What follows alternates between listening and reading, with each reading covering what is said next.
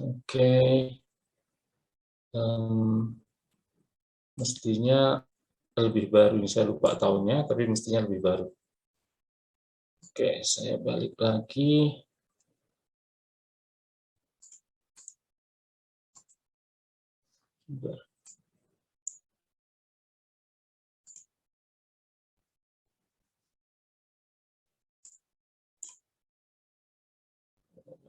Saya kembali ke sini.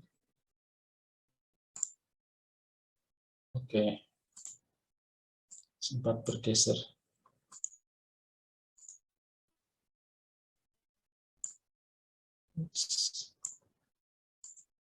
Oke, ini ya yang utama UN, Resnick, dan Cyberwall, International Finance ya. Oke, kemudian untuk penilaian nanti silahkan saudara lihat sendiri ya, rubrik penilaian apa yang akan dinilai, silahkan dilihat di situ. Lantas singkat saja, ini untuk diskusi kita malam ini, Globalization and Multinational Firm serta International Monetary Fund, International Monetary System, IMF aja dalam pikiran, chapter 1 dan chapter 2 ya. Oke, untuk penilaian saudara sudah tahu, dan kemudian evaluasi basisnya adalah ini. Aktivitas kelas, jadi silahkan untuk berpartisipasi, baik saudara aktif sebagai peserta ataupun sebagai penyaji. Ada review artikel dan ada presentasi kelompok yang kesemuanya membentuk total 40% ya, jumlah yang sangat besar yang harus saudara manfaatkan. Nah, tadi saya katakan pertengahan kita kuliah nanti kita baru bentuk kelompok ya, sambil break sebentar ya, kita bicarakan tentang itu.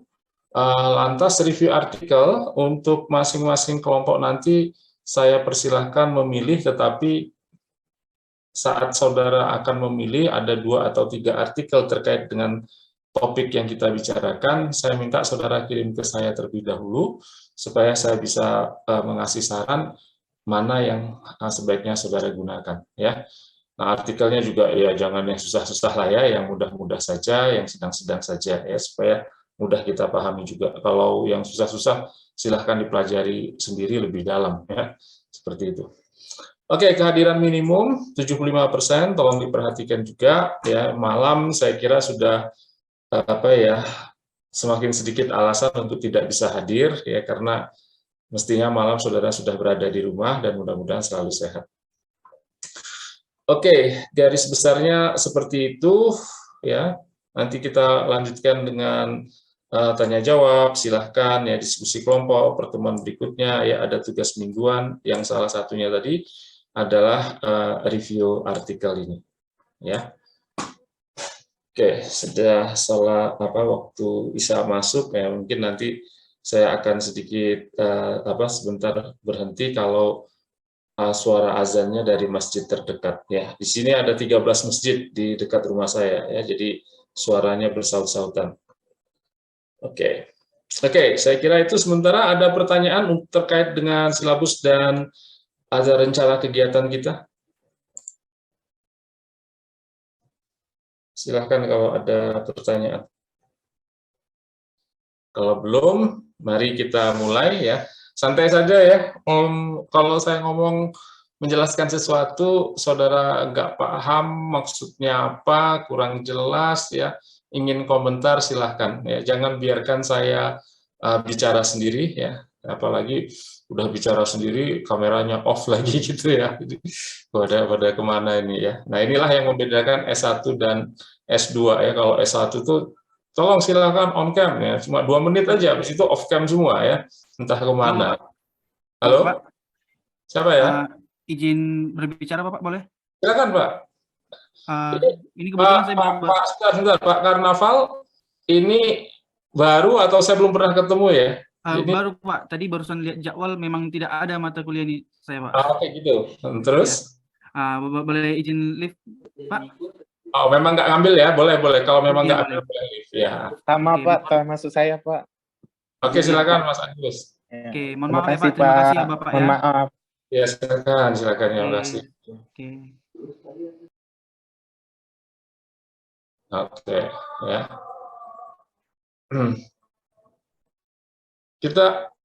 Kita off sebentar ya, tunggu azan berlalu ya. Karena nanti kalau saya ngomong ada azan juga saling ini. Kita off sebentar ya. Baik, Pak. Baik, Pak.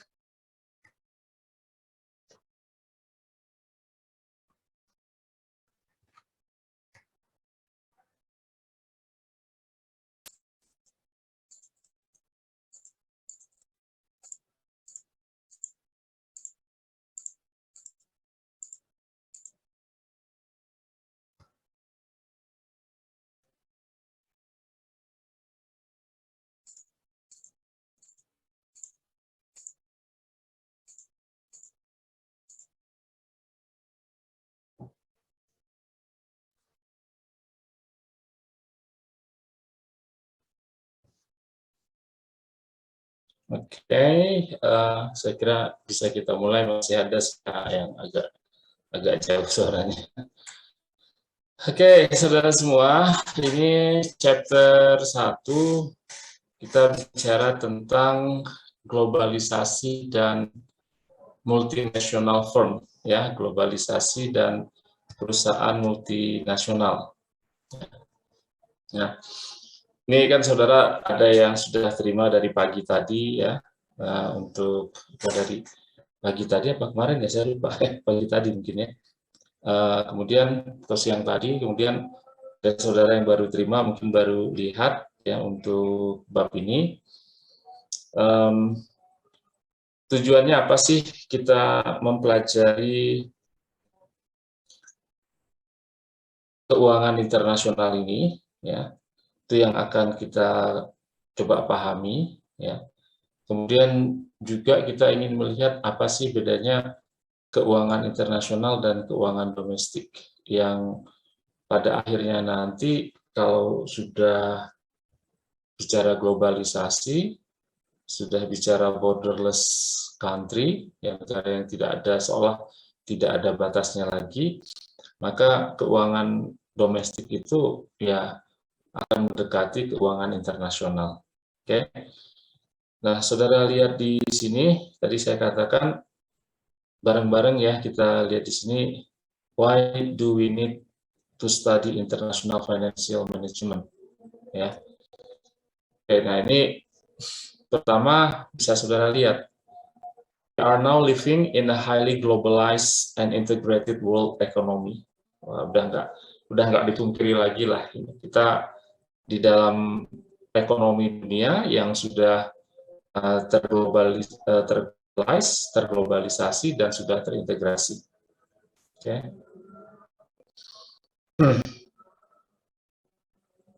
Masih ada komatnya.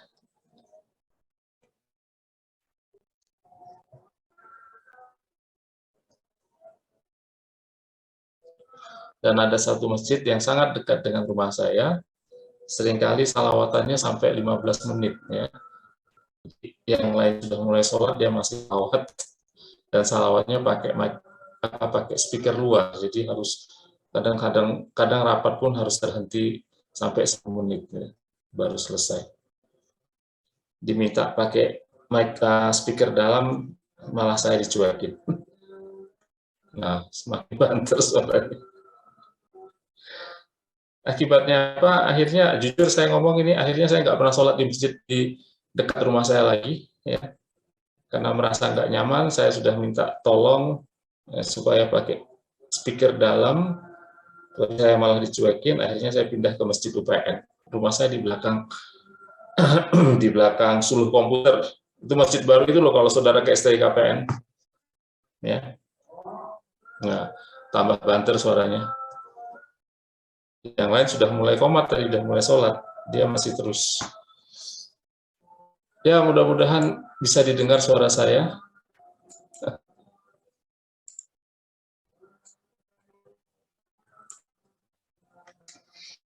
Oke, jadi sekali lagi kita dalam ekonomi dunia yang sudah terglobalisasi dan terintegrasi. Oke, nah jadi kemudian nanti kita akan lihat ke depannya di bab ini apa sih sebenarnya yang istimewa tentang keuangan internasional ini, ya itu. Oke, di sini nanti kita akan lihat dalam bab ini, kita akan bicara tentang beberapa hal. Saya nggak mungkin bicara setiap paragraf ya. Ya, saya akan tunjukkan kepada saudara di sini yang akan kita bicarakan, terutama tentang 3 hal ini. Tadi saya katakan apa sih yang spesial tentang keuangan internasional kok harus kita pelajari. Nah ini ya, ada 3 dimensi utama, ya, 3 set dimensi utama yang terkait dengan keuangan internasional ya, yang berbeda atau terpisah dari keuangan domestik. Ya. Nah, kalau kita bicara keuangan internasional, 3 hal ini yang harus kita perhatikan. Kalau kita bicara keuangan domestik, ya, bentar, baru amat ya, tambah banter.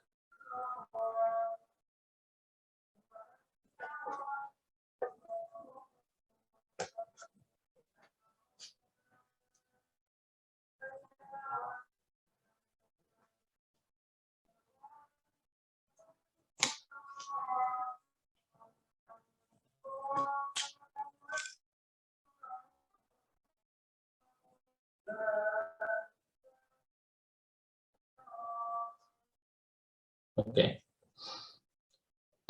Oke, kita lanjut.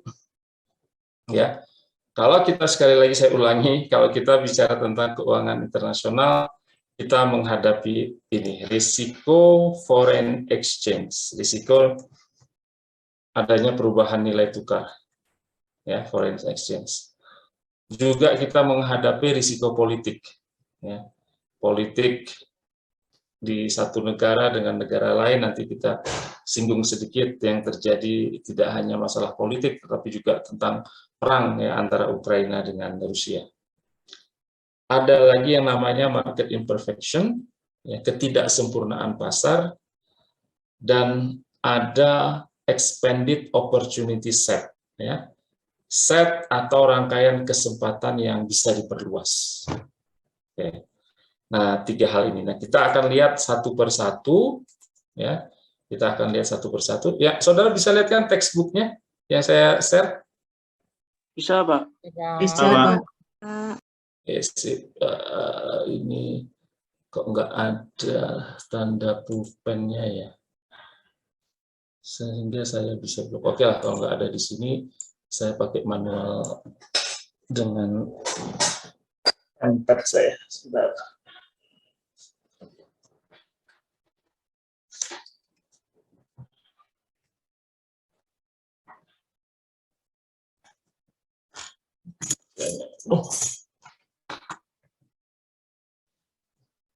Oke.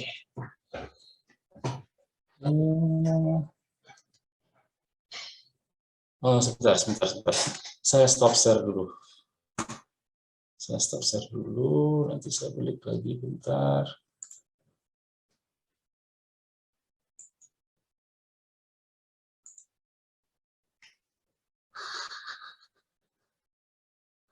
International Finance.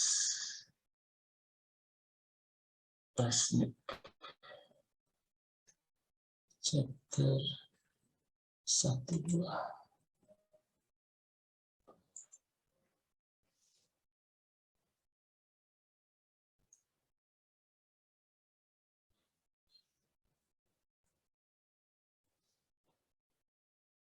Oke.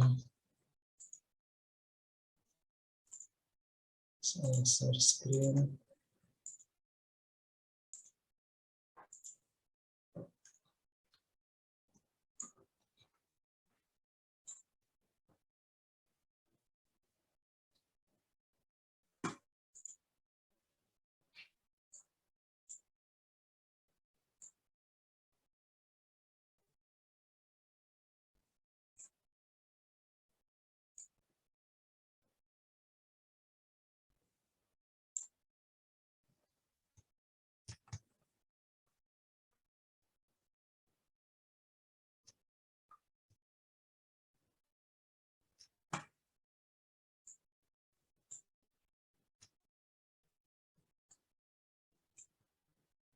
Ya, saya buat tidak full karena saya berharap saudara juga punya note untuk di sebelah yang bisa saudara coret-coret, ya, saudara buat notes di sebelahnya.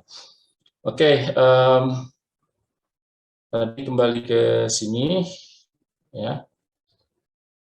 Kita akan bicara 3 hal ini tadi. Kemudian yang pertama adalah tentang risiko nilai tukar, ya, risiko nilai tukar. Oke.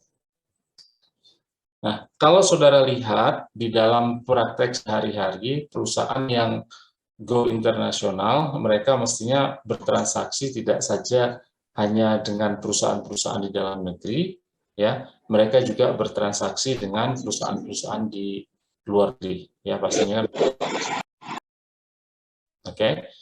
Nah, tentunya ketika melakukan transaksi dengan pihak asing dan kalau harus membayar dalam mata uang asing, ada dua kemungkinan yang bisa dilakukan perusahaan. Perusahaan memang punya stok mata uang asing, atau ketika akan melakukan pembayaran harus membeli ya mata uang asing tersebut untuk melakukan pembayaran.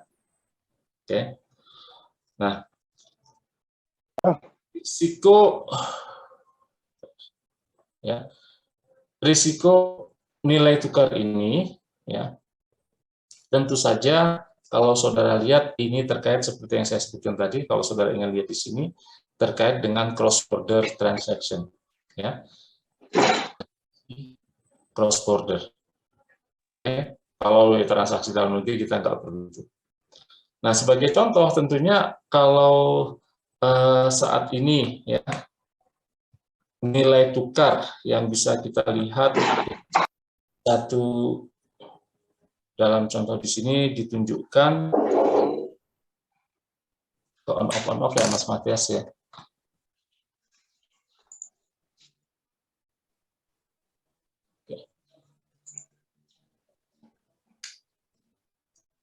Oke. Di sini dicontohkan dalam textbook ini adalah perbandingan antara nilai tukar US dollar dengan yen Jepang. Ya. Nah, kalau misalnya kalau saudara sudah tahu lah ini, kalau 1 US dollar itu sama dengan 100 yen saat ini, ya. Kemudian kita belikan 10 lembar saham ya, dengan harga 10.000 per lembar sahamnya, ya, maka tentunya perusahaan ya akan atau harus membayar sebesar 100.000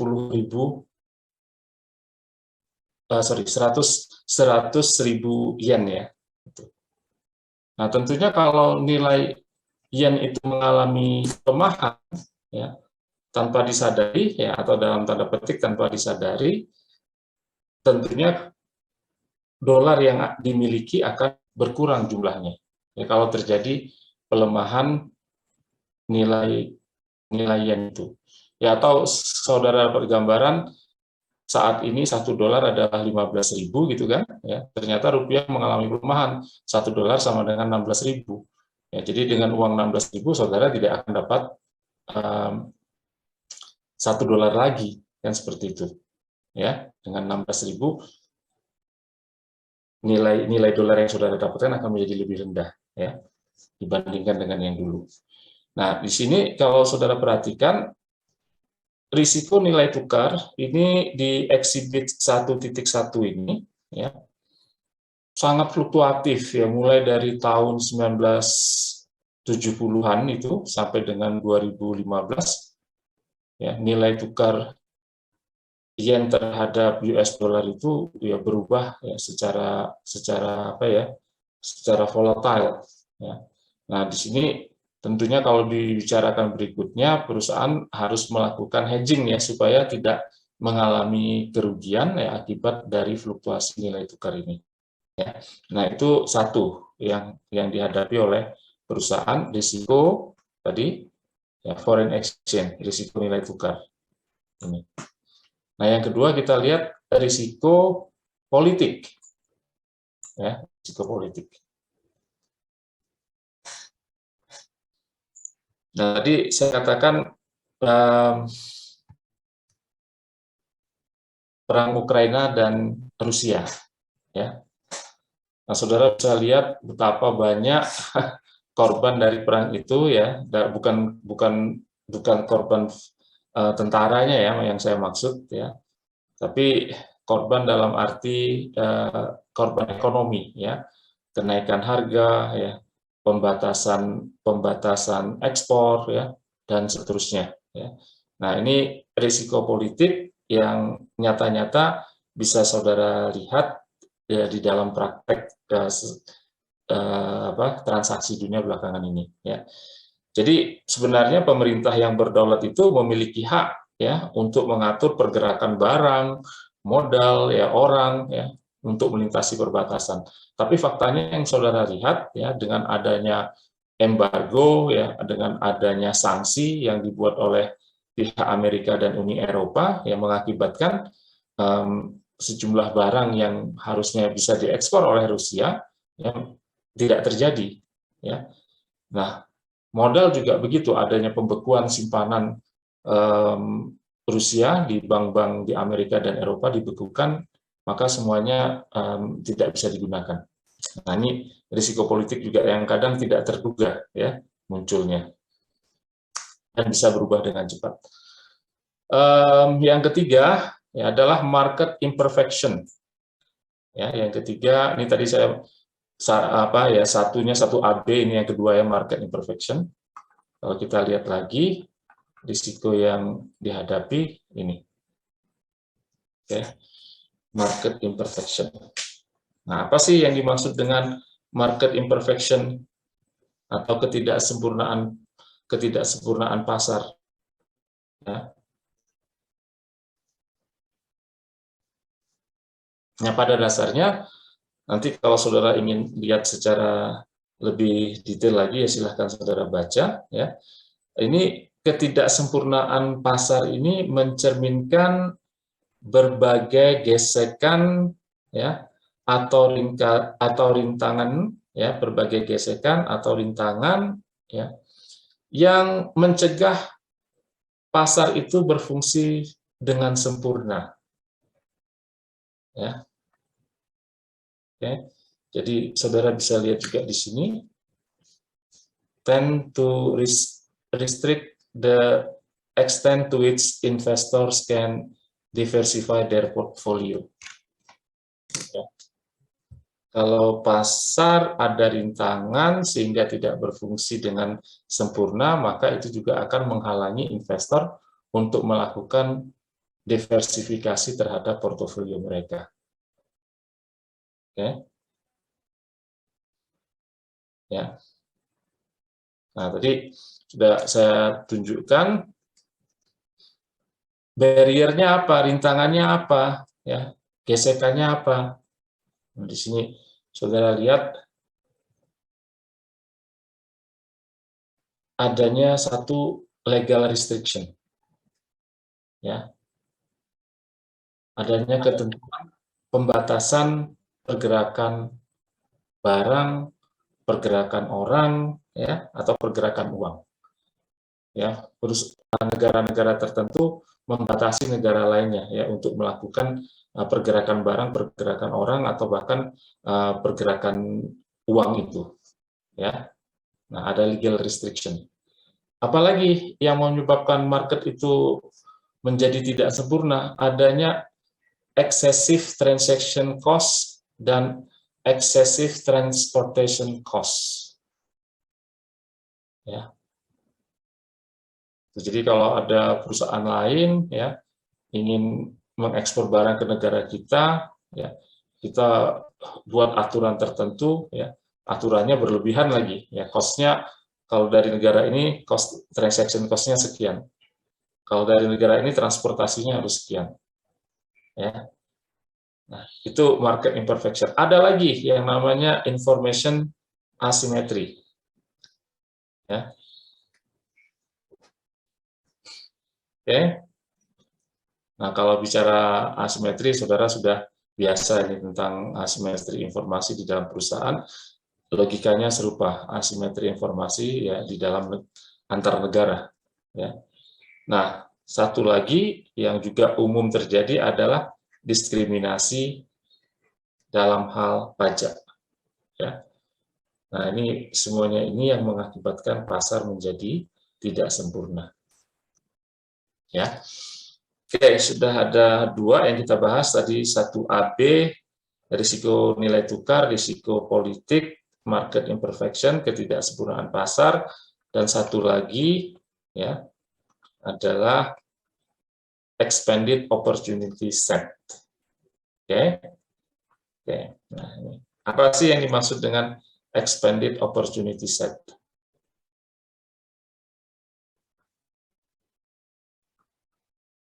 Oke, nah sebentar ya. Ini ada satu gambar di sini ya, yang terkait dengan market imperfection ya.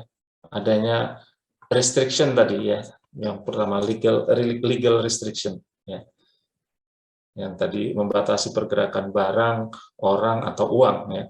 Konteksnya di sini kalau saudara lihat di exhibit 12 ini di mana ini bla bla bla bla bla Switzerland ya. Di Switzerland. Oke, di Swiss di sini. Nah, mereka itu punya aturan, negaranya itu punya aturan.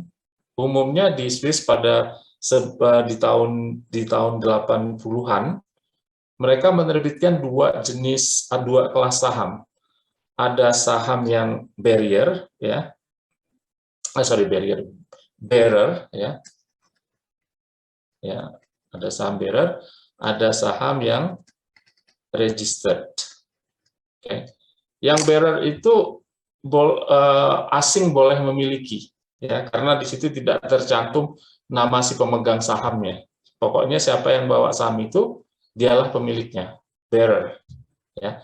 Sedangkan saham yang kelas registered itu hanya diperkenankan dimiliki oleh warga negara Swiss ya, hanya dimiliki oleh warga negara Swiss. Jadi asing nggak boleh menerima itu. Nah, itu salah satu contoh dari sisi legal restriction yang mengakibatkan ketidaksempurnaan pasar. Nah, saham yang bearer ini yang dimiliki oleh asing harganya cenderung hampir 2 kali lipat dari saham yang registered yang boleh dimiliki oleh warga negara Swiss. Ya. Oke, nah karena ini menyebabkan market imperfection, ketidaksempurnaan pasar, maka mulai tahun 1988, kalau saudara lihat di sini tepatnya November 18, 1988, pemerintah Swiss mengumumkan ya pihak asing ya boleh memiliki saham registered, ya boleh memiliki saham registered. Nah dampaknya apa? Karena boleh memiliki saham registered yang relatif lebih murah ya dibanding dengan saham bearer tadi, ya asing kemudian membeli, mengakibatkan harga saham yang kelas registered tadi naik, sebagaimana yang bisa saudara lihat di sini. Ya, ini. Nah, sementara itu harga saham yang bearer ya karena tentu saja permintaannya menurun, harganya menjadi turun. Ya, seperti itu. Nah, di sini kalau saudara lihat terjadi transfer kemakmuran sebenarnya untuk investor warga negara Swiss ya. Kenapa terjadi transfer kemakmuran ya? Harga saham mereka kan naik, nilainya menjadi tinggi. Ya kalau mereka jual ya mereka mendapatkan keuntungan yang artinya di situ ada kemakmuran yang mereka dapat. Ya, sementara harga saham yang bearer tadi ya itu cenderung menjadi turun. Ya. Nah, itu contoh market imperfection. Ya, kemudian diatasi dengan cara mengizinkan pihak asing untuk membeli. Oke, bahasan yang ketiga mengapa international finance itu spesial, ada tadi yang ketiga expanded opportunity set. Set kesempatan yang diperluas. Ya.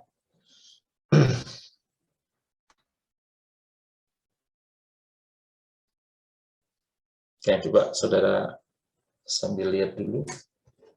Betul saya tadi mana ya?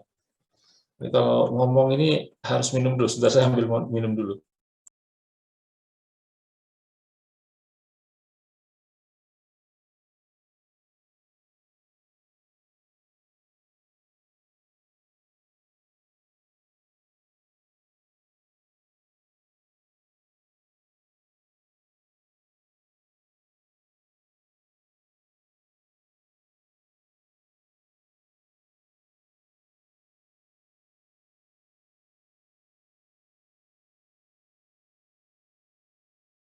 Kalau saudara lihat setiap kalimat yang ada di textbook ini semuanya mengandung makna ya, tapi saya fokus ke beberapa hal karena nggak mungkin Saya bicara satu kalimat per kalimat. Oke, kalau saudara tertarik, ya silahkan dibaca. Saya yakin dengan membaca secara lengkap, insight saudara akan bertambah banyak. Oke,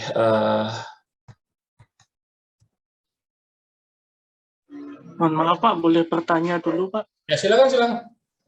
Tadi di yang resiko politik itu kan Pak, itu kan salah satunya terkait dengan perang. Nah, apakah itu perangnya itu dalam artian semua perang itu bisa menyebabkan resiko politik atau hanya perang antar negara yang ibaratnya berpengaruh dalam perdagangan internasional aja seperti itu Pak? Oke, tentunya yang terjadi di dalam satu negara, ya, perang saudara misalnya, ya, tentunya itu juga akan mengakibatkan atau memunculkan risiko politik. Saudara kalau sudah terlanjur investasi di satu negara, ya, misalnya yang terakhir itu Botswana ya, misalnya di Afrika ya, di sana itu sudah mulai dilirik oleh banyak negara ya karena tenaga kerja murah, ya, cost of production di sana juga murah, ya. Tiba-tiba kalau sudah investasi di sana terjadi perang, ya, penjarahan dan sebagainya, tentu akan mempengaruhi risiko investasi itu kan, ya. Jadi pada dasarnya perang entah antar negara atau perang saudara di dalam satu negara itu pasti akan memberi dampak ke politik mereka, ya. Dan tentunya misalnya perang saudara itu semuanya perang saudara ataupun perang antar negara itu diawali dengan konflik politik dulu kan, ya. Karena tidak bisa terselesaikan, ya akhirnya berusaha menyelesaikan dengan kekerasan, ya. Itu. Oke, terima kasih. Terima kasih Pak. Ya. Yang lain-lain silahkan. Saya Pak izin bertanya. Silakan. Nah tadi di ketidaksempurnaan market pasar itu kan ada disebutkan ada beberapa, salah satunya diskriminasi pajak. Itu maksudnya seperti apa ya Pak? Oke, ya. Jadi begini, pajak yang diberlakukan ya untuk produk-produk tertentu itu bisa dibedakan oleh pemerintah. Jadi ada aturan pajak yang dibuat khusus ya untuk produk tertentu. Nah, atau bahkan ekstrimnya ada aturan pajak yang dibedakan untuk negara tertentu. Nah, bisa terjadi seperti itu kalau perusahaan ingin melindungi produk yang ada di dalam negeri. Ya. Nah, saudara bisa melihat ketika kita punya atau petani sedang panen beras gitu ya, sedang panen beras, maka yang tadinya sebelumnya kita impor, harusnya impor itu dibatasi. Nah, pembatasannya bagaimana? Bisa jadi dengan menaikkan pajak ya untuk impor tersebut. Nah, jadi bisa banyak cara yang dilakukan oleh pemerintah ya, salah satunya dalam konteks pajak itu tadi, Mas Asril. Ya. Nah, tapi seringkali di belakangan Jokowi nggak ingin kalau ada investor mau masuk ya, kita buat aturan yang susah ya, itu mengakibatkan investor akan lari memilih tempat yang aturannya lebih fleksibel daripada di Indonesia ya. Nah, Jokowi menghindari itu, kalau bisa dipangkas itu aturan-aturan asing mau masuk itu. Nah, ini contoh bisa terjadi diskriminasi pajak salah satunya itu. Gitu. Baik Pak, terima kasih Pak. Nah, tapi uniknya tadi saya ingin mengatakan ketika yang terjadi di Indonesia malah biasanya sebaliknya. Ketika petani itu panen beras, justru impor beras itu dilakukan. Nah, siapa sih yang melakukan? Sebenarnya mafia. Mafia-mafia yang ada di Kementerian Perdagangan, mereka nggak mau komisi yang harusnya mereka dapat itu hilang. Ya, jadi tetap aja mereka impor. Ya. Nah, itulah kotornya orang-orang yang ada di level sana. Yang terakhir saudara tahu tentang minyak goreng itu kan, ya kenapa kok bisa seperti itu ya? Ada mafia-mafia yang sudah ditangkap, yang dengan mudahnya masuk ke Kementerian Perdagangan kayak dia yang bosnya di situ, ya. Itu padahal dia orang luar, tapi bisa keluar masuk ke Kementerian Perdagangan seolah-olah dia yang berkuasa di situ. Oke, ada lagi? Terima kasih pertanyaannya. Oke, Pak, saya mau tanya Pak silakan Mas. tentang diskriminasi pajak tadi Pak. Berarti Kak, kemarin ada perkataan Putin mengatakan bahwasannya untuk negara-negara lain atau negara di luar Rusia tersebut, kalau misalnya membeli bahan minyak itu harus menggunakan mata uang Rusia, itu termasuk diskriminasi pajak atau gimana Pak? Oh enggak, kalau yang dilakukan oleh Putin itu kan akibat dari simpanan mereka di bank-bank asing dibekukan, ya. Nah, dan kemudian yang kedua, mereka tidak ingin memegang US dollar, ya. Kemudian mereka memutuskan semua transaksi dengan Rusia bayar langsung dengan rubel, sehingga dia tidak memerlukan lagi istilahnya bank apa ya, bank yang dijadikan suatu tempat untuk mengkonversi dari dolar kemudian menjadi rubel, ya. Jadi dengan langsung membayar pakai rubel, mereka tidak tergantung lagi dengan bank-bank asing. Saya lupa istilahnya bank apa ya yang menjadi perantara, ya. Kemudian dibayar dengan dolar, kemudian baru dikonversi menjadi rubel. Ya, kalau itu tidak termasuk tidak termasuk dalam diskriminasi pajak. Mereka mengatasi supaya dana mereka tidak masuk ke bank asing dan dibekukan, tapi langsung masuk ke bank yang ada di Rusia. Itu. Dan itu jauh lebih menguntungkan Rusia, ya. Kenapa? Ya karena dari sisi ketersediaan ketersediaan mata uang Rusia, dari sisi risiko menjadi hilang. Kenapa kok hilang? Ya, karena tidak ada risiko nilai tukar lagi, ya. Kalau transaksinya kita transaksi dengan pihak asing pakai rupiah, kita bayar pakai rupiah, ya kita kan nggak terpengaruh dengan mata uang lainnya, ya. Jadi risiko mata uangnya menjadi hilang kalau transaksi dengan rubel. Yang berisiko adalah siapa? Si pembayarnya yang harus membayar pakai rubel. Mereka yang harus membeli rubel itu. Rusianya senang-senang aja, ya itu. Nah kalau bisa tuh kita juga begitu. Kalau orang mau beli barang dari kita, ya bayarnya pakai rupiah. Kita nggak mikir risiko nilai tukar lagi. Itu mau nilai tukarnya berubah-ubah, ya kita tetap terima rupiah dalam jumlah yang kita tetapkan. Begitu. Oke ya, kita lanjut lagi. Thank you pertanyaannya.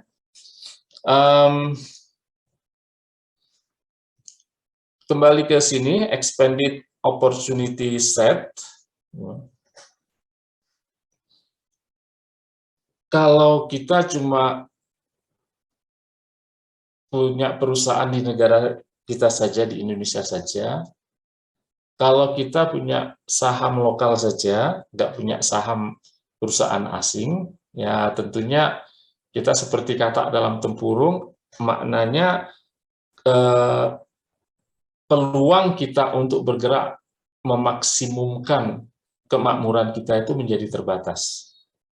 Ya, nah di sini saudara bisa lihat, ya, yang dimaksud dengan expanded opportunity set, di sini perusahaan bisa membangun perusahaan di negara lain, ya, oke, atau melakukan produksi di negara atau di wilayah lain, ya, untuk apa? Memaksimumkan kinerja, ya, ataupun untuk mendapatkan dana, ya, dari pasar modal manapun. Ya, misalnya perusahaan jangan hanya listed di BEI saja, ya. Coba dong listed di New York Stock Exchange, ya, akan bisa lebih banyak menghimpun dana dari pihak asing, ya. Atau kita memilih tempat-tempat atau negara yang cost of capital-nya rendah. Nah ini. Nah jadi sekilas saudara bisa lihat di sini expanded opportunity set berarti kita memperluas kesempatan kita, ya, untuk memaksimumkan kinerja, ya. Nah begitu juga di sini dikatakan, ya, perusahaan dapat atau bisa memperoleh greater economies of scales, ya, economies of scale yang lebih luas, ya, dari penggunaan aset berwujud atau tidak berwujud mereka, ya, on a global basis, ya. Ya kita udah punya manajer mumpuni, ya ngapain cuma ngelola perusahaan yang ada di domestik aja, ya kita dirikan lagi perusahaan misalnya di Kanada, ya si manajer ini bisa kita optimalkan kemampuannya untuk mengelola tidak saja perusahaan yang di Indonesia, tetapi juga yang ada di luar negeri. Ya. Itu expanded opportunity set. Ya, jadi kita mainkanlah peran kita dari berbagai sudut, ya tidak hanya domestik saja. Oke, nah contoh yang ada di sini silahkan di Wall Street saudara baca, ya. Oke, nah saudara semua, dari 3 hal tadi, ya, oke, di dalam istilah asingnya, ya, jangan hanya main di dalam saja. Perginya kurang jauh, pulangnya kurang malam, ya, temannya kurang banyak gitu ya, ibaratnya seperti itu. It just doesn't make sense to play in only one corner of sandbox, ya, istilahnya begitu. Jangan hanya main di satu tempat saja, ya, gitu. Tadi yang saya katakan mainnya kurang jauh, pulangnya kurang malam, temannya kurang banyak, ya, itu harus diperluas sehingga kesempatannya menjadi luas. Nah, dari apa yang saya sampaikan tadi, berdasarkan apa yang ada di buku ini, maka kalimat ini yang menjadi satu kalimat yang mengarahkan kita untuk melihat pembahasan berikutnya yang ada di textbook ini. Ya. Oke. Apa itu? Adalah how to maximize the benefits from the global opportunity sets. Ya, jadi kita mempelajari ini tujuannya adalah bagaimana kita bisa memaksimumkan manfaat dari set kesempatan global. Ya, dengan memperhatikan apa? Dengan memperhatikan tadi, ya, currency risk, ya, risiko nilai tukar dan risiko politik, ya, serta mengelola berbagai market imperfection. Ya, jadi tujuannya kita mempelajari international finance ini supaya lingkup kita melakukan investasi, melakukan pendanaan, melakukan operasi itu, ya, bisa termaksimumkan, ya, dengan melibatkan diri di cakupan internasional. Ya, sekali lagi, dengan memperhatikan, dengan mengendalikan risiko nilai tukar, karena tidak bisa kita hindari transaksi dengan pihak asing, ya, mengharuskan kita untuk membayar dalam mata uang asing, ya, dan ada risiko politik, sekali lagi tadi yang sifatnya sangat cepat berubah, ya, dan tentunya dengan bagaimana mengelola market imperfection, ya, itu tujuan kita belajar bab ini. Oke, saudara semua, berikutnya kita lihat pada dasarnya tadi kita bicara maximize the benefit from the global opportunity. Ini kan kita bicara perusahaan. Kalau kita bicara perusahaan yang beroperasi tidak hanya domestik tapi juga di luar, ya, kita bicara bagaimana kita menginvestasikan dana kita tidak saja di pasar domestik tapi juga di pasar luar. Kita juga bicara bagaimana menghimpun dana tidak saja dari dalam negeri tapi juga dari luar negeri, ya. Ini kan kita bicara perusahaan. Siapa sih yang memiliki perusahaan? Ya pemegang saham, ya. Jadi arahnya adalah bagaimana kita memaksimumkan, ya, kemakmuran pemegang saham. Ya. Tujuan akhirnya itu. Oke. Nah, saudara semua, inilah yang berikutnya akan kita lihat. Dari apa yang kita bicarakan, arahnya ke sini. Ya, arahnya ke sini. Kita ingin memaksimumkan kemakmuran pemegang saham. Nah, tapi kita juga harus lihat, tidak semua negara punya pendapat seperti ini. Ya, kita ini selama ini berkiblat ke Amerika atau Anglo-Saxon, ya, bahwa setiap kali kita melakukan bisnis, melakukan transaksi, ya, kita berupaya memaksimumkan kemakmuran pemegang saham. Ya, sekali lagi, itu berlaku untuk negara-negara Anglo-Saxon. Ya. Nih, ini selama saudara belajar ini ya sudah kita terimalah ya, tujuan dari bisnis itu adalah untuk memaksimumkan kemakmuran pemegang saham. Ya. Nah, ini umum di Australia, Kanada, UK, ya, Amerika apalagi. Memaksimumkan kemakmuran pemegang saham.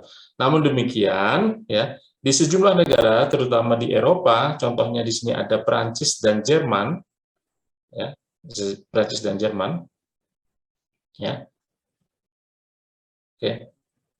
Nah, yang diusahakan untuk dimaksimumkan kemakmurannya itu bukan hanya pemegang saham, jadi bukan pemegang saham itu yang utama harus dimaksimumkan kemakmurannya, ya. Nah, tetapi di sini untuk khusus Prancis dan Jerman, ya, shareholder itu hanya salah satu saja, ya. Yang harus dimaksimumkan kemakmurannya juga ada siapa?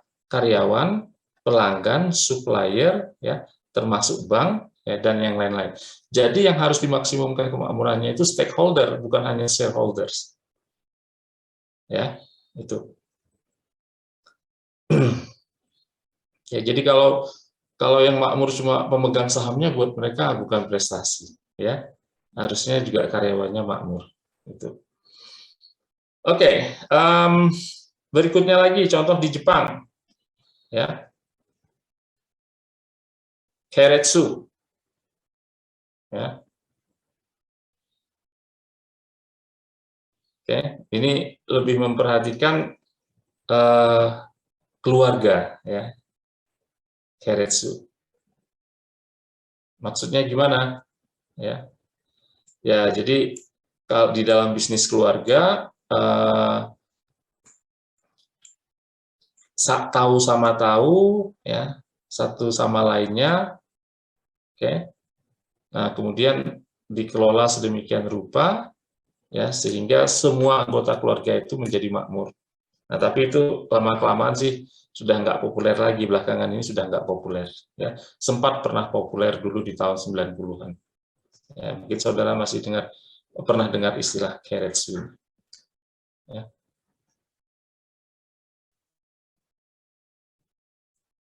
Daripada dikelola sendiri-sendiri, padahal mereka dalam satu keluarga, mereka jadikan satu, ya, membentuk empire atau kerajaan bisnis.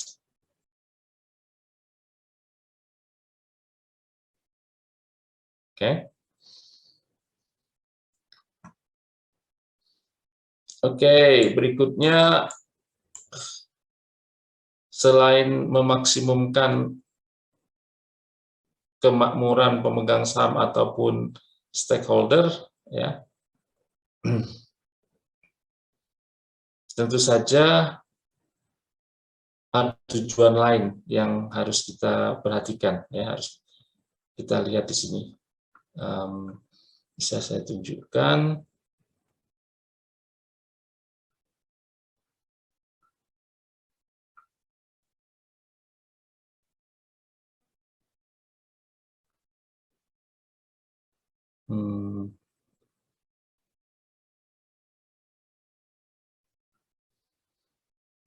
Bentar.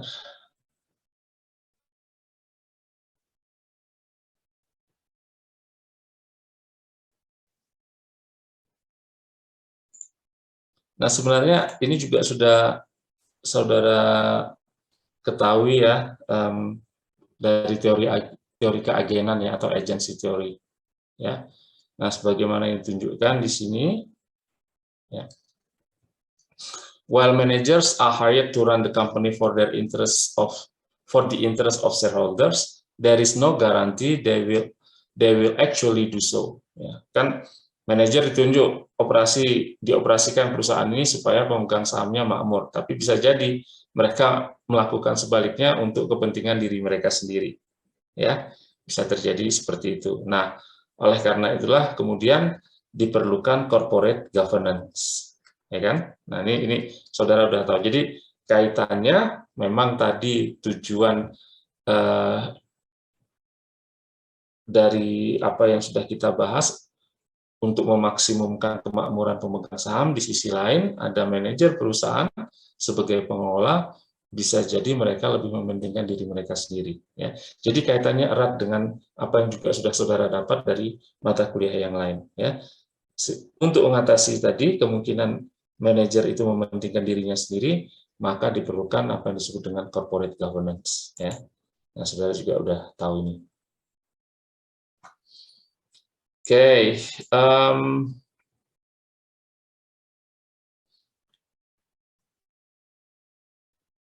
kalau saudara melakukan investasi ya di luar negeri atau di negara lain, ya tentunya saudara harus pilih-pilih ya. Pilihlah negara yang perlindungan terhadap pemegang sahamnya itu jelas. Ya, misalnya saudara beli saham dari pasar modal di negara lain. Ya. Nah, contohnya di sini dikatakan in many countries, di banyak negara, ya, shareholders do not have strong legal rights. Corporate ownership tend to be concentrated. Ya, jadi kalau sahamnya dimiliki oleh pihak tertentu saja, sementara saudara dari Indonesia investasi di negara lain, saudara punya pemegang saham minoritas, ya. Kalau tidak ada aturan yang jelas, hak-hak saudara bisa dikebiri, ya. Itu. Nah, jadi perhatikan negara yang ada perlindungan terhadap pemegang sahamnya itu baik, ya. Oke, nah ini seperti yang saya katakan tadi, bisa memunculkan konflik antara pemegang saham mayoritas atau dominant shareholders, ya, dengan saudara yang punya saham minoritas. Oke. Nah, ini contoh-contohnya diberikan di sini, ya, ketika terjadi konflik itu. Oke. Tentu saja sekali lagi nggak bisa saya bahas satu-satu, ya.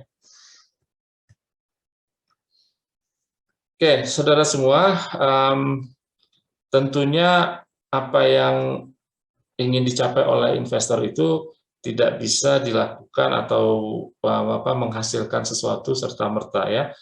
Mesti memerlukan waktu yang panjang, ya, dalam jangka panjang. Oke. Nah, terkait dengan itulah, ya, apa yang tadi kita bisa investasi di negara lain, ya. Kemudian kita bisa lihat di sini, ya. Berikutnya kita akan diskusi tentang globalisasi ekonomi dunia dan adanya, ya, growing role of multinational company in the world economy, ya. Oke, jadi kita bicara perusahaan.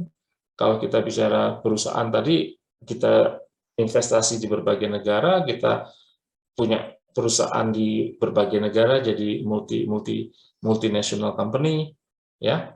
Nah, dan tentunya globalisasi tadi saya katakan juga, dan saudara sudah paham, ya, kita melakukan berbagai hal transaksi secara global. Oke.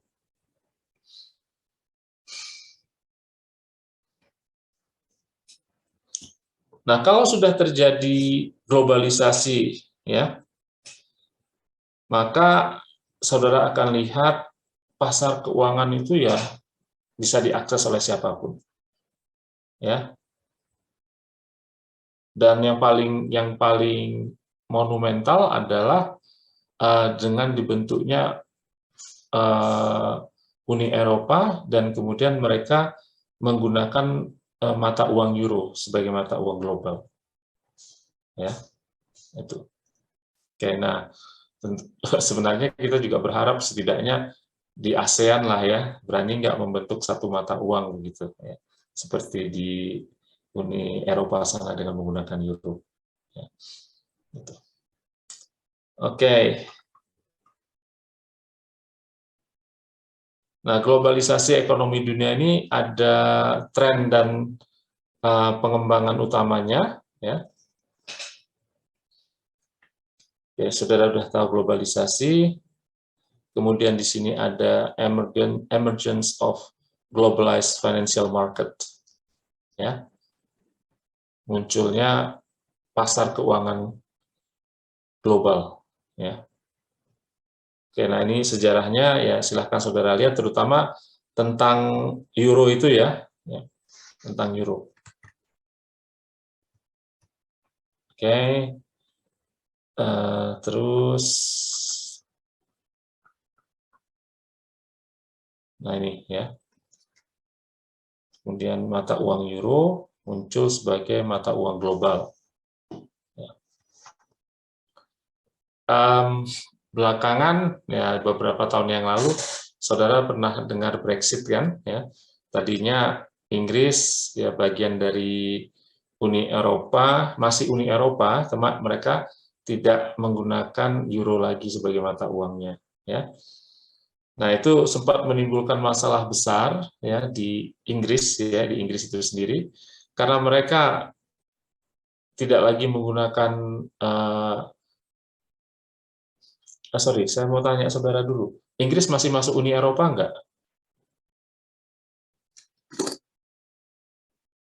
Jangan-jangan saya salah ngomong. Inggris masih anggota Uni Eropa enggak?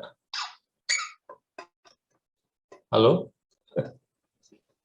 Kalau nggak salah udah enggak, Pak. Udah enggak ya. Mereka keluar dari Uni Eropa bukan saja tidak pakai mata uang euro lagi, mereka juga keluar dari Uni Eropa. Ya. Nah, ini menimbulkan masalah besar bagi penduduknya sendiri, ya. Kenapa?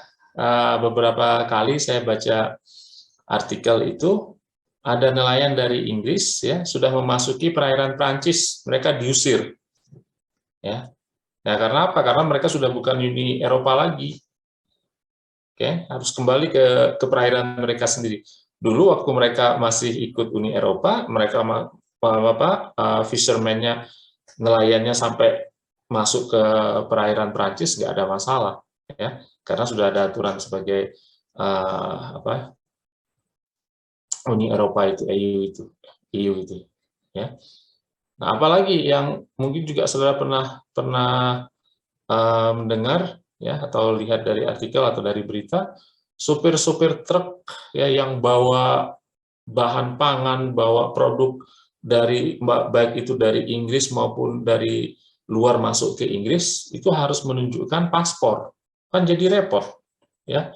Akhirnya banyak supir-supir truk itu yang kemudian merasa repot harus bayar ini, bayar itu, harus tunjukin paspor, ya mereka lebih memilih untuk tidak bekerja kalau barang itu dikirim ke Inggris. Jadi mereka lebih senang ke negara lain yang anggota Uni Eropa yang cuma tinggal lewat saja, nggak perlu ada biaya ini, biaya itu. Ya. Nah, jadi sebenarnya masyarakat Inggris itu terbelah kan, ya.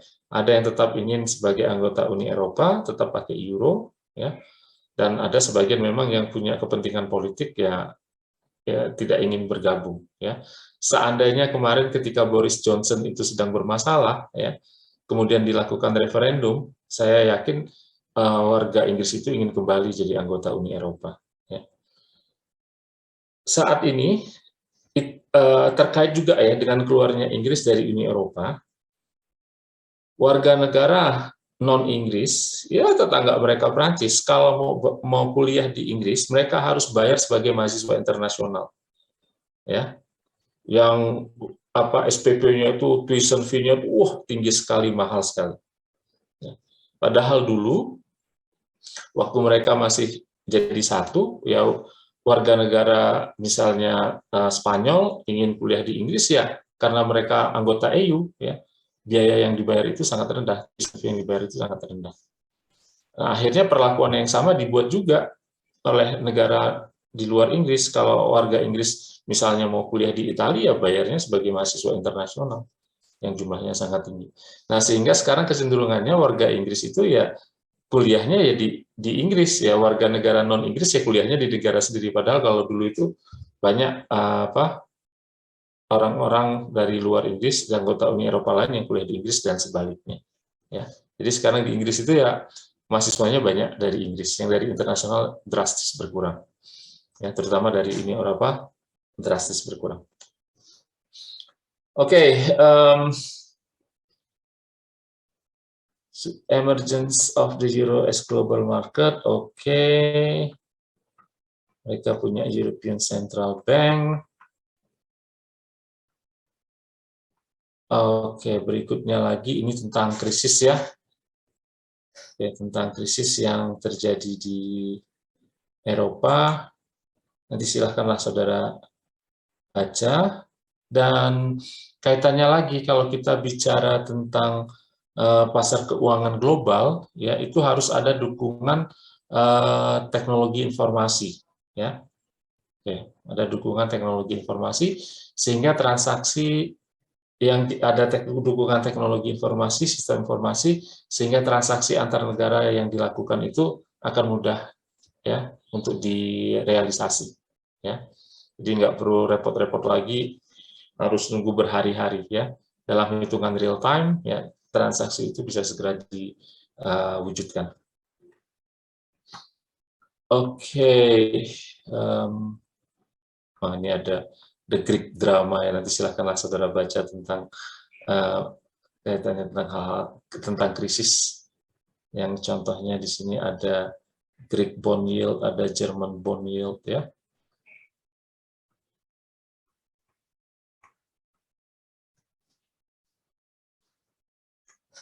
Oke, ini juga saya lewati, nanti silahkan saudara baca.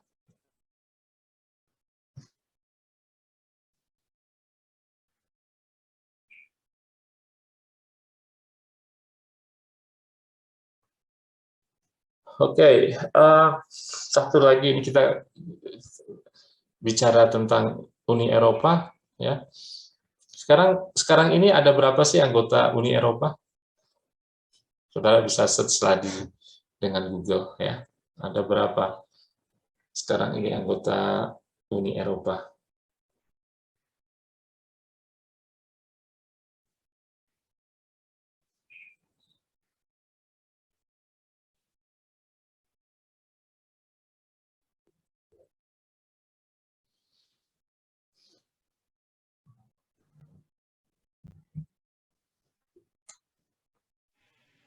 Ada 27, Pak. 27, Pak.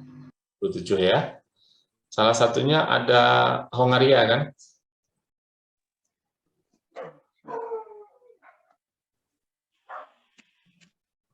Hongaria ya Pak, Hongaria apa Hongaria? Ada, Pak. Hungari. Ada toh? Ada Pak. Ada, ya. Ada, Pak. Nah, ini cerita unik juga selama perang Rusia dan Ukraina, ya. Meskipun sudah menjadi anggota Uni Eropa, dan Uni Eropa itu jelas-jelas mendukung Ukraina, ya, tapi Hongaria agak nakal. Sebenarnya yang nggak nakal itu pemimpinnya, Presiden Hongarianya, ya. Presiden atau Perdana Menteri ya Hongaria, lupa saya. Yang namanya, coba deh saya jadi lupa. Karena ada Perdana Menteri, ada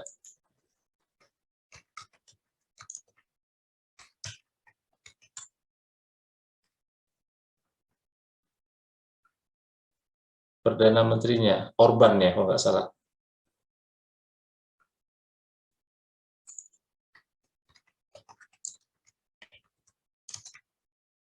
Ya, Viktor Orban. Namanya Viktor Orban. Ya, mereka ada presiden, ada Perdana Menteri, yang dominan Perdana Menterinya, ya, untuk yang urusan luar negeri. Nah, sebenarnya yang punya, dalam tanda petik yang punya masalah itu adalah Viktor Orban-nya itu, ya, Perdana Menteri Hongaria-nya itu. Dia sangat pro sekali dengan Rusia karena sejarah yang panjang dulu, ya. Mereka tetap ingin impor gas dari Rusia, ya. Sedangkan negara-negara anggota Uni Eropa lainnya kan inginnya membatasi, ya, impor gas ataupun impor produk lain dari Rusia. Tapi Viktor Orban ini ngotot, ya, inginnya yang dari Rusia tetap lancar saja masuk ke Hungaria. Nah, sejumlah artikel juga mengatakan ini seperti duri dalam dagingnya. Banyak sebenarnya ingin menendang Hungaria itu dari Uni Eropa, tapi tidak semudah itu karena ada proses yang panjang untuk menjadi anggota Uni Eropa, maupun mau keluar dari Uni Eropa pun juga ada proses yang panjang. Yang terakhir, 2 negara yang mau masuk Uni Eropa itu negara apa saja?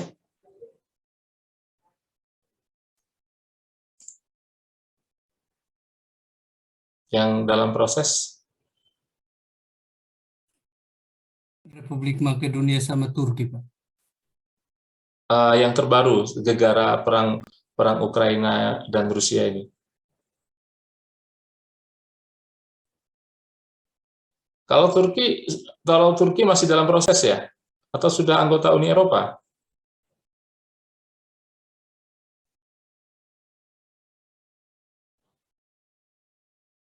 Masih proses? Di sini dikatakan calon, Pak. Calon ya. Terus ada 2 negara yang terbaru. Negara Skandinavia. Albania. Albania, ada lagi yang lain? Yang terkait dengan perang Ukraina-Rusia. Tetangga-tetangga di dekat situ. Montenegro, Pak. Montenegro? Ada lagi? Sama Makedonia Utara. Oke. Ada yang lebih terbaru lagi calonnya? Serbia sama Turki mungkin, Pak. Itu sudah agak lama dalam proses itu. Ya. Ada 2 yang terkait dengan perang Rusia Ukraina. Saya lupa, ada negaranya negara Western country yang mereka adalah negara netral, ya. Saya lupa namanya, ada 2 itu. Negara netral, tapi gara-gara perang Ukraina dan Rusia ini mereka terus mengajukan diri untuk menjadi anggota Uni Eropa. Nah, ini juga tadi ya, ini kaitannya dengan contoh risiko politik yang bisa cepat berubah terjadi antara negara lain, tapi negara yang tidak langsung terlibat itu terimbas juga. Ya. Jadi ada joke ya, perang Ukraina dan Rusia itu ya menjadi iklan bagi sejumlah negara untuk menjadi anggota Uni Eropa, ya, agar kalau ada masalah bisa dibantu Uni Eropa dan Amerika. Ya, itu. Jadi iklan gratis untuk Uni Eropa, NATO, gitu ya, katanya seperti itu.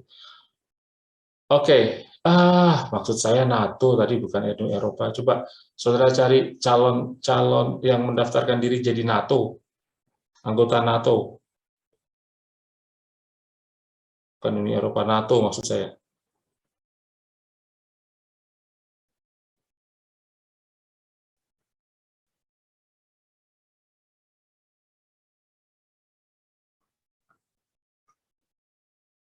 Ketemu nggak?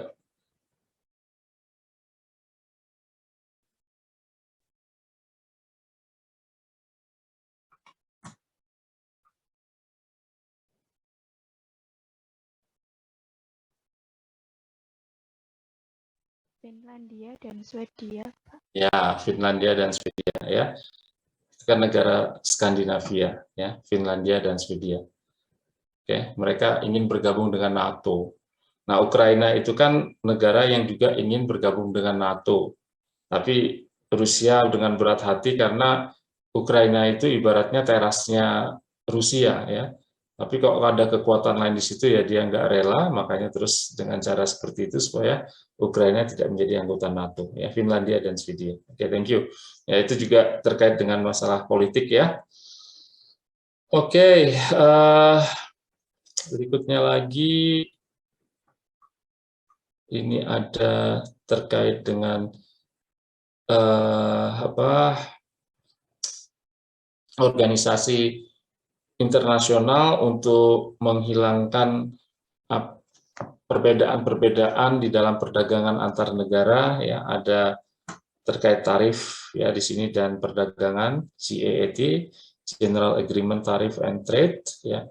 Kemudian juga kalau ada konflik, ya, salah satunya kalau ada konflik antar negara di dalam transaksi internasional, ada World Trade Organization yang bisa menjadi wadah dan menggantikan General Agreement on Tariff and Trade itu, ya, menggantikan GATT ini. Oke. Ada lagi yang namanya NAFTA, ya. Jadi saudara, nah ini ada North American Free Trade Agreement, ya. Jadi banyaklah ini organisasi-organisasi yang isinya sejumlah negara membuat kesepakatan supaya perdagangan di antara mereka itu menjadi lebih mudah, ya. Oke, kalau European Union saudara sudah tahu, Uni Eropa tadi. Oke, berikutnya kecenderungan lagi di dalam suatu negara itu melakukan privatisasi. Ya, kecenderungan dalam suatu negara melakukan privatisasi. Oke, ini dimulai di tahun 80-an ya. Kenapa sih perusahaan-perusahaan itu melakukan, negara itu melakukan privatisasi terhadap perusahaan yang mereka miliki? Ya pastinya supaya beroperasi secara lebih efisien ya, pastinya itu. Oke, nah kita lihat di sini banyak negara yang mempercepat ya melakukan integrasi dan globalisasi itu melalui privatisasi. Ya. Oke, sekali lagi, terutama pemerintah menjadikan perusahaan yang mereka miliki itu menjadi perusahaan privat, ya, atau swasta. Dengan menjadi perusahaan swasta, ya, itu bisa dikelola secara lebih profesional. Ya. Nah, saudara tahulah kalau BUMN, aduh ya, kalau Garuda itu BUMN, kalau itu swasta udah bubar itu ya, sudah nggak akan disehatkan lagi ya, udah bubar aja. Nah, tapi karena itu BUMN yang sudah sangat parah ya dan menjadi simbol penerbangan nasional, ya akhirnya dengan berbagai cara pemerintah mencoba untuk menyelamatkannya. Tapi saya bersyukur Garuda diselamatkan dan disehatkan karena ada investasi saham saya di GIAA yang masih nyangkut ya. Mudah-mudahan kalau beres nanti harga sahamnya ya minimal saya nggak rugi ya, saya jual gitu ya, mengembalikan modal saja. Oke. Jadi jelek-jelek ini saya pemilik penerbangan maskapai Garuda Indonesia Airways ya, meskipun hanya berapa lot. Oke, terkait krisis, saya bicara krisis keuangan yang di Asia saja yang terjadi di tahun 98 ya. Nah, itu termasuk localized global ya, terjadinya di Asia ya. Memang negara-negara lain juga terdampak, tapi tidak dahsyat, tidak masif. Yang terdampak luar biasa adalah di Asia. Oke. Terutama di Indonesia untuk krisis tahun 98 ya. Yang sebelumnya US dollar itu di tahun itu sebelumnya hanya 4 ribuan ya, kemudian melejit sampai menjadi 1 dolar itu 20.000 rupiah ya. Itu sempat terjadi krisis global krisis moneter ya di tahun 97-98. Nah, silahkan saudara cari tahu informasi tentang itu. Oke, berikutnya lagi. Ini semuanya konteks internasional ya, yang disajikan di buku ini. Kemudian lagi,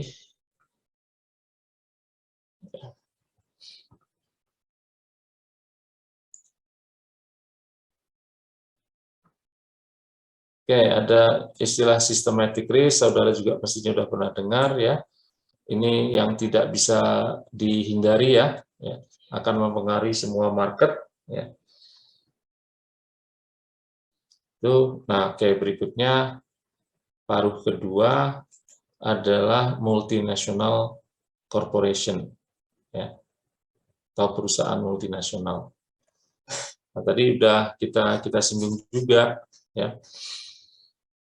Perusahaan kalau sudah beroperasi tidak hanya domestik saja ya, mendirikan perusahaan-perusahaan di negara-negara lain ya, ini berarti kita sudah bisa kita menyebutnya sebagai multinational corporation atau MNC.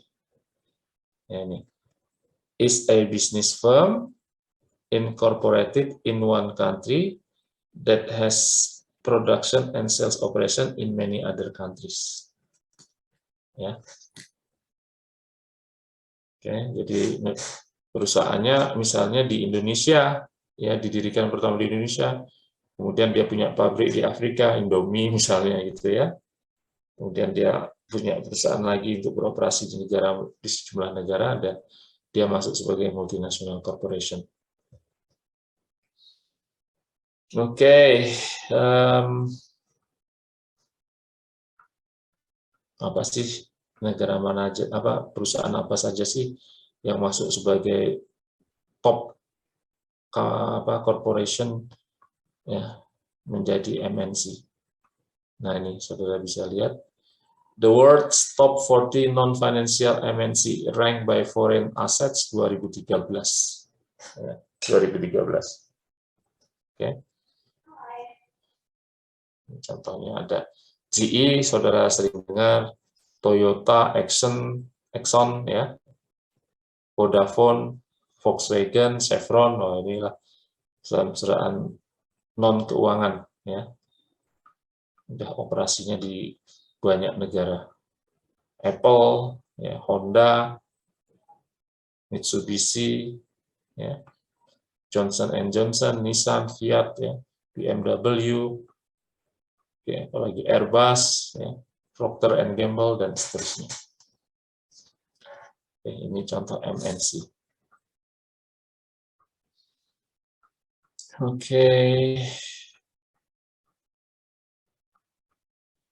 Oke, ya, untuk chapter 1 saya kira itu ya di awal tadi yang memang saya tekankan supaya saudara tahu arah dari pembicaraan kita di international finance ini. Ya, sekali lagi kaitannya sebenarnya adalah dengan memaksimumkan kemakmuran pemegang saham atau kemakmuran pemangku kepentingan. Oke, kalau ada pertanyaan lagi, kita tadi mulai 6:30 ya. Oke, saya 6:30. Sambil tarik nafas, kita akan bicarakan. Sambil saya tunggu kalau ada pertanyaan silakan. Saya stop share dulu. Sebelum kita masuk chapter 2, kita coba untuk diskusi tentang pembentukan kelompok. Sebentar, saya download dulu hasil presensi saudara. Presensi yang sudah saudara lakukan. Daftar presensi.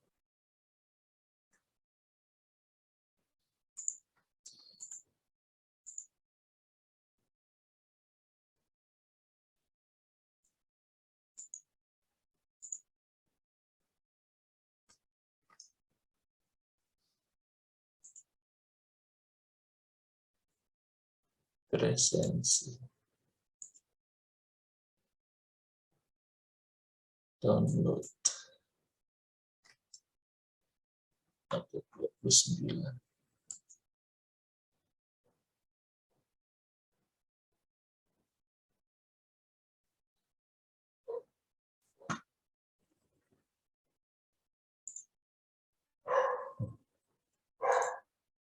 Download.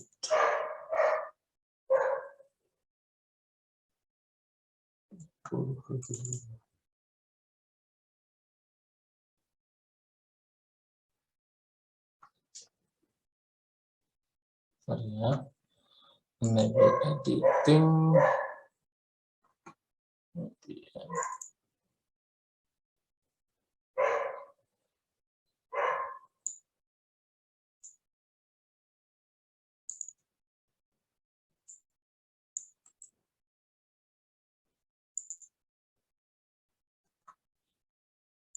Share screen.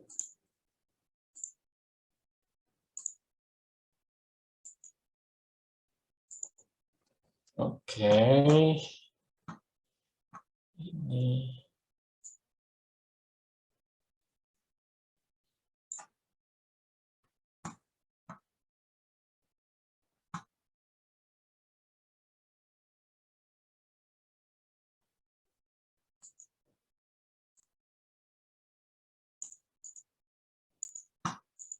satu sampai 29. Saya tuh dari tadi lihat Husni Baharudin itu saya kira Husni Badrudin. Saya kira keponakannya Pak Rudi Badrudin. Oke, ada 29 berarti ada 2 orang yang nggak masuk.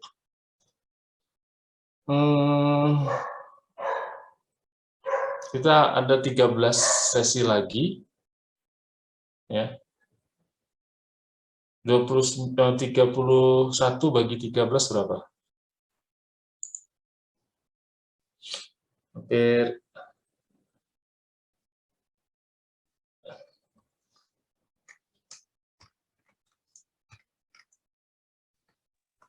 2 orang, nanti ada satu kelompok yang 3 orang. Ya.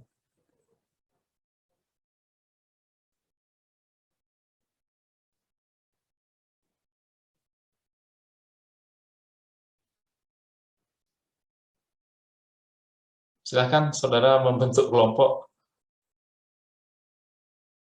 2 orang saja, tidak usah banyak-banyak, satu kelompok.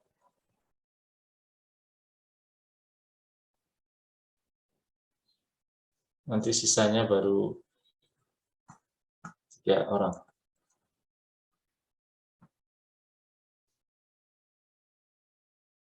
Saya langsung di WA di grup, ditulis nama kelompok, nama grupnya apa, anggotanya siapa, ya. Nomor dulu 3 digit saja, baru nama. Biar nanti saya buatkan Excel-nya jadi mudah. Sekali lagi, nama grupnya apa, anggotanya siapa, ditulis 3 digit, nomor mahasiswa, spasi, kemudian nama.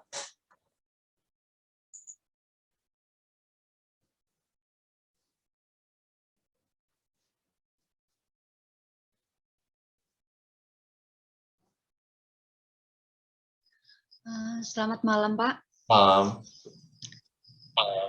Pak, ini langsung ngomong atau di grup ya, Pak, nanti mencatat Di grup ini aja, tolong kelompoknya? di WA kan di grup, ditulis nama grupnya apa, misalnya nama grupnya Pelangi, contoh saja.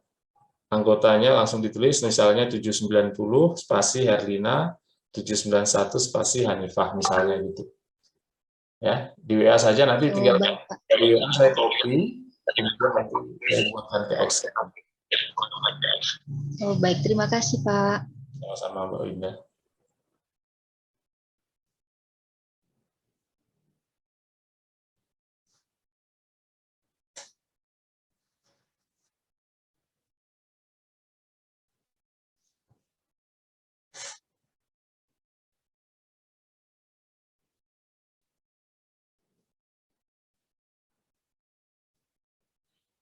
Oke, nah itu dikirim lewat WA grup, dikirimkan di WA grup kita. Kemudian tolong perhatikan, yang presentasi nanti ini minggu depan itu, yang presentasi setiap minggu ada 2 grup, satu grup presentasi chapter, satu grup lagi presentasi artikel. Ya, sekali lagi saya ulangi, setiap minggu ada 2 grup yang presentasi, satu grup presentasi artikel terkait topik sesuai dengan bab, yang satu lagi presentasi bab. Nah, nanti silakan kesepakatan di antara 2 grup ini, entah mau pingsut atau apa, mana yang bab, mana yang artikel. Tuh. Nah, yang kedua, semua saudara masing-masing ya, masing-masing yang lain yang di luar grup itu, ya, tetap membuat ringkasan chapter maupun ringkasan artikel. Ya, jadi misalnya ada Mbak Yola Audia dan Husni Baharudin, misalnya satu grup itu tadi ya, kan sudah menyiapkan bahan untuk presentasi ya. Nah, masing-masing dari Mbak Yola ataupun dan Mas Husni itu mengirimkan hasil dari ringkasannya kepada saya, tetap mengirimkan. Tapi saudara juga harus membuat ringkasan artikel, ya. Misalnya saudara kebagian bab, saudara tetap harus membuat ringkasan artikel dan dikirim juga secara individu. Semuanya akan melakukan hal yang sama. Hanya saja minggu depan itu misalnya yang presentasi Husni Baharudin dan Yola itu presentasi bab, Siska dan Andrian misalnya presentasi artikel, ya. Nggak usah panjang-panjang, ambil poinnya saja, saudara masing-masing harus mengupload itu di web STIKPN. Jadi saya minta yang presentasi jangan share ke teman-temannya hasil atau ringkasannya atau PowerPoint-nya. Jadi saya ulangi, yang presentasi saya harap tidak men-share ya hasil ringkasan saudara, entah itu dalam bentuk Word, entah itu dalam bentuk PowerPoint, ya. Tidak di-sharekan, ya, hanya saudara pakai untuk presentasi, karena asumsinya masing-masing saudara sudah membuat ringkasan sendiri. Ya, itu. Jadi jangan di-share hasil ringkasan para penyaji untuk tidak share hasil ringkasan atau apapunlah namanya dalam bentuk Word atau PowerPoint kepada yang lain. Karena masing-masing punya tanggung jawab sendiri. Ya. Saya kira jelas ya itu ya. Tinggal dikirim ke saya.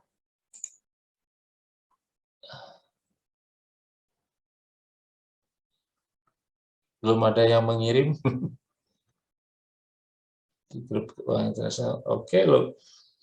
Mbak Ode dituliskan nomor 2-nya siapa nih? Belum ada, Pak. Siapa tahu. Saya tulis saja, siapa tahu ada teman yang mau join, Pak. Oh, oke, gitu ya. Ya, maaf, Pak. Oke. Kayaknya saudara udah jelas. Kalau udah dapat, silahkan di-upload ke sini, ya. Atau kalau misalnya WAOD sudah menawarkan diri, ada yang ingin gabung, ya langsung tuliskan, ya. Supaya jadi 2 orang dulu, nanti baru yang tersisa nanti baru bisa 3 ya. Yang 3 orang hanya 1 grup. Oke, sambil jalan boleh, nggak apa-apa.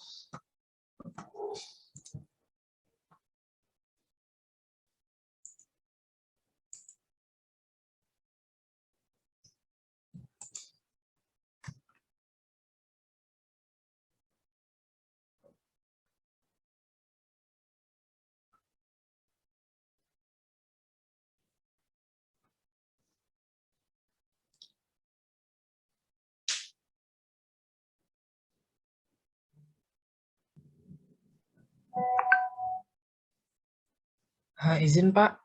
Ya silakan Mas Asril. Pak, semisal kalau udah mau buat grup 3 orang langsung kirim grup nggak apa-apa Pak? Ya, tapi yang lain harus 2, maksimum cuma 1 grup yang 3 orang. Iya Pak. Oh, maksimum hanya 1 grup yang bisa 3 orang, yang lainnya harus 2 orang. Oh. Baik Pak, terima kasih Pak. Ya. Makanya saya katakan anggotanya 2 orang dulu. Nanti yang tersisa baru tinggal tambah 1 orang, bisa ke grup mana saja kalau mau. Yang belum kebagian grup. Oke. Kita lanjut. Chapter 2.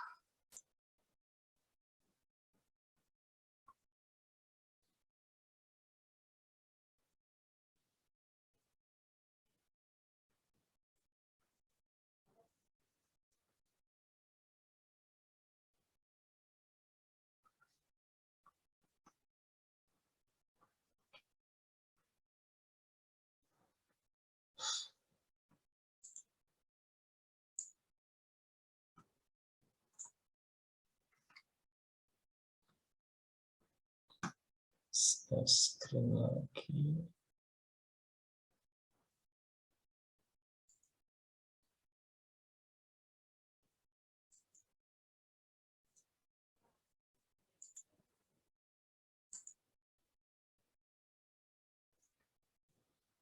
Oke, saudara semua, tadi kita sudah bicara chapter 1, ya. Nah, ini ada summary-nya, silahkan kalau saudara ingin melihat summary juga dari apa yang sudah kita bahas tadi, ya.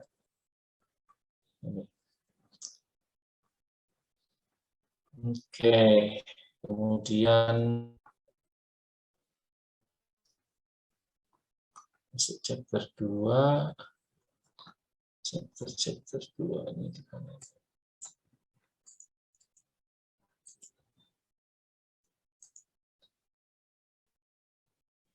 Oke.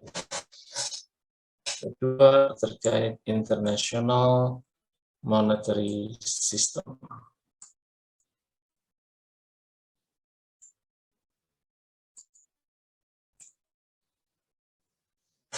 Sistem moneter internasional. Ya. Nah, tadi saya sempat salah ngomong International Monetary Fund (IMF). Ya.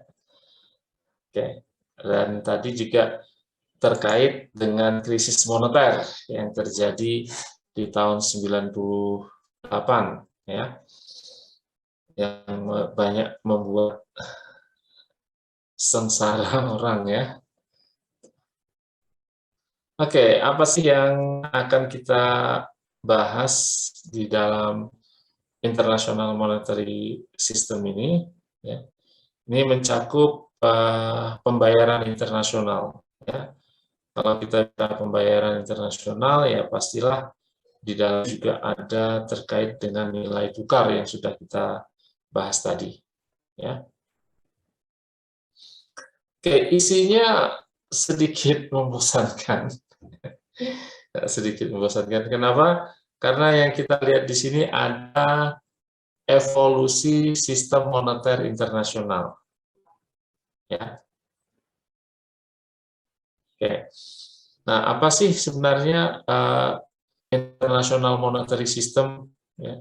Saudara bisa lihat di sini ada definisi yang secara ringkas disajikan. Nanti kita akan lihat juga apa definisi dari sumber lain. Ya. Nah, saya katakan kenapa sih kok sedikit membosankan? Karena yang kita lihat adalah evolusi di sini dari bimetallism, ya, sistem moneternya menggunakan apa? Ya. Ini sebelum tahun 1875, udah lama banget, ya.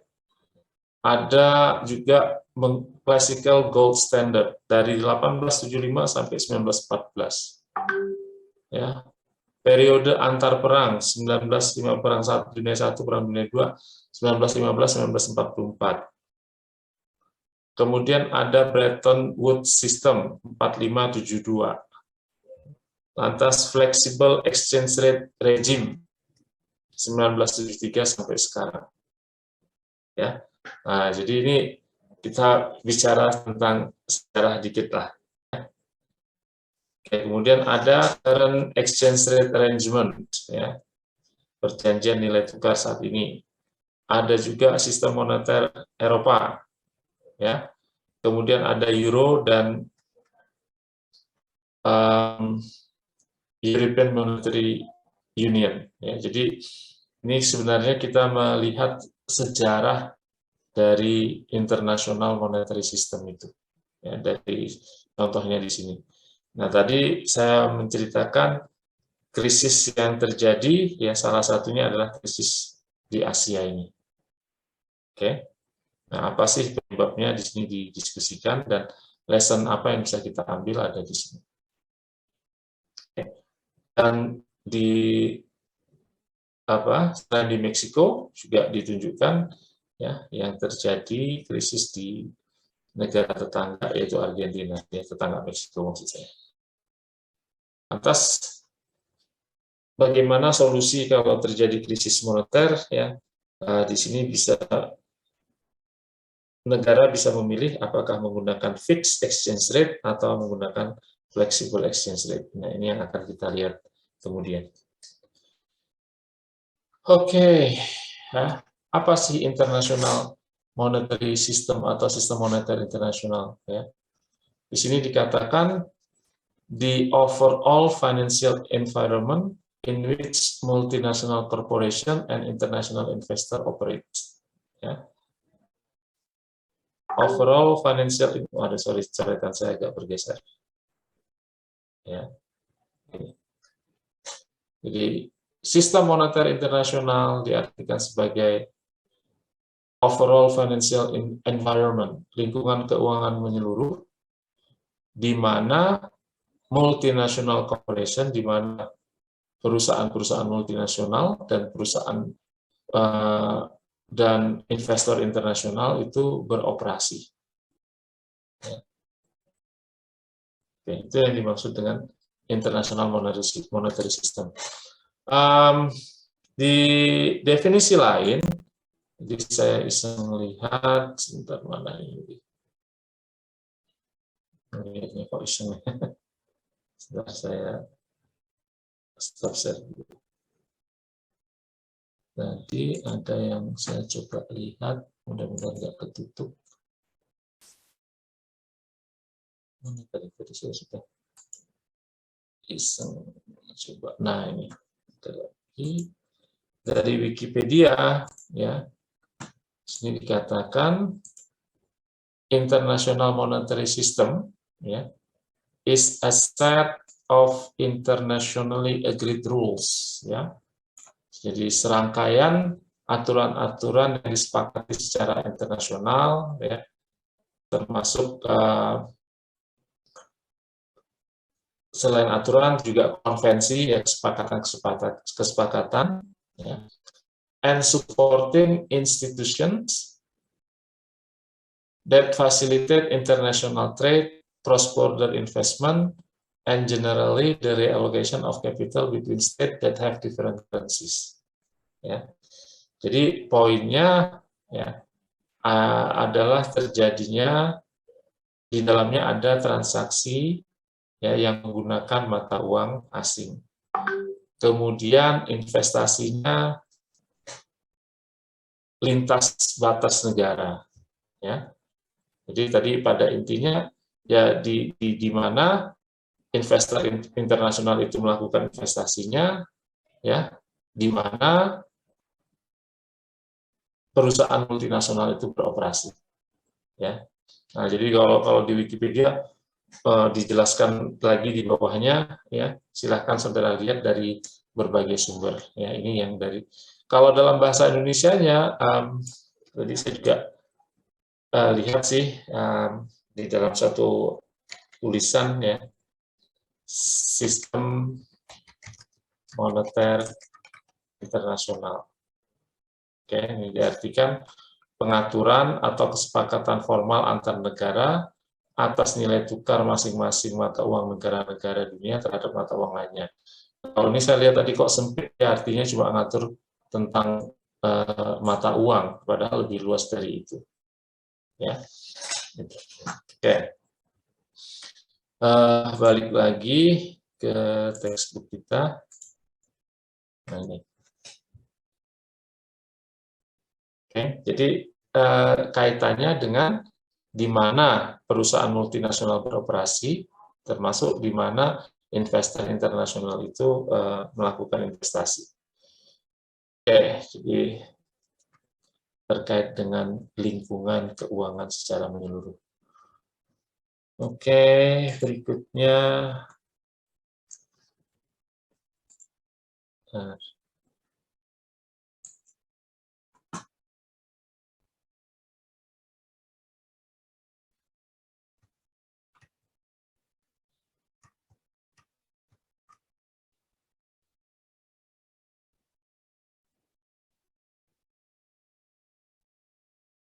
Kita lihat evolusinya. Wah, ini apa ini bimetallisme sebelum tahun 1875? Ya. Ya, memang utamanya terkait dengan nilai tukar ya.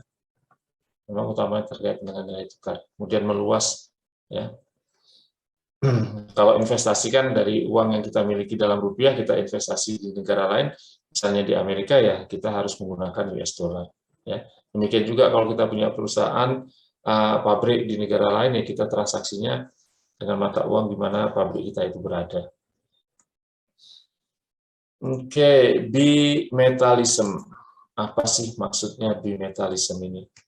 Ya. Ada standar ganda. Ya. A double standard in that free coinage ya, was maintained for both gold and silver.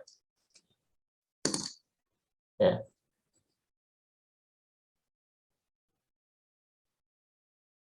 Oke. Artinya mata uang dalam hal ini disebut dengan coinage tadi ya, uang itu ya, bisa dinilai ya, bisa menggunakan uang itu gimana ngomongnya? Uang itu dalam bentuk emas ataupun perak. Ya, itu yang dimaksud dengan double standard di situ. Bimetallism menggunakan dua metal, ya. Bi itu kan dua, metal itu ya metal di situ emas dan silver. Ya, jadi uang emas dan silver, emas dan perak digunakan sebagai mata uang. Itu sebelum tahun 1875. Oke. Nah, selanjutnya beberapa negara itu menggunakan standar emas saja, ada seperti itu. Beberapa hanya menggunakan perak saja, ya. Dan beberapa negara menggunakan kedua-duanya. Nah, contoh yang ada di sini, saudara bisa lihat ya, di Great Britain, ya, Inggris Raya, ya, mereka menggunakan dua-duanya sampai tahun 1816. Oke.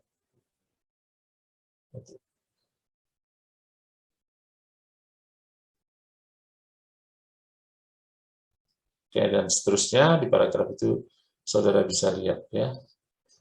Bagian banyak negara menggunakan bimetallism itu, ya, menggunakan dua metal itu.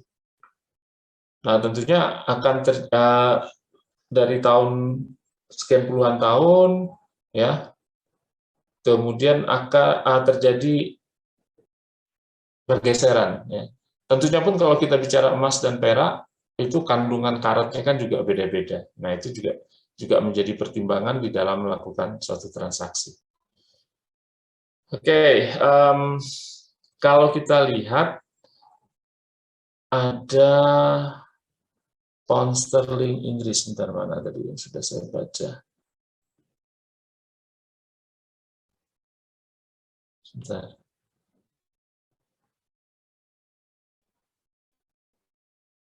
Nah, ini ya, di Inggris itu ya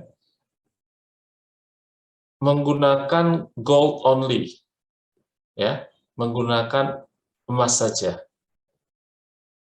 Oke. Nah, untuk sampai periode waktu tertentu. Kemudian untuk Prancis ya, mereka kecenderungannya menggunakan kedua-duanya. Ya. Jadi sebenarnya pada intinya yang ada di dalam topik ini, bimetallism ini, adalah untuk negara-negara yang menggunakan emas dan perak itu sebagai uang. Ya, intinya itu. Oke, kemudian istilah untuk negara-negara yang menggunakan standar emas dan perak ini ya disebut sebagai negara yang menerapkan Gresham Law, ya. Oke. Istilahnya seperti itu. Kemudian kita pindah ke Classical Gold Standard. Nah, apa maksudnya standar emas klasik? Ya.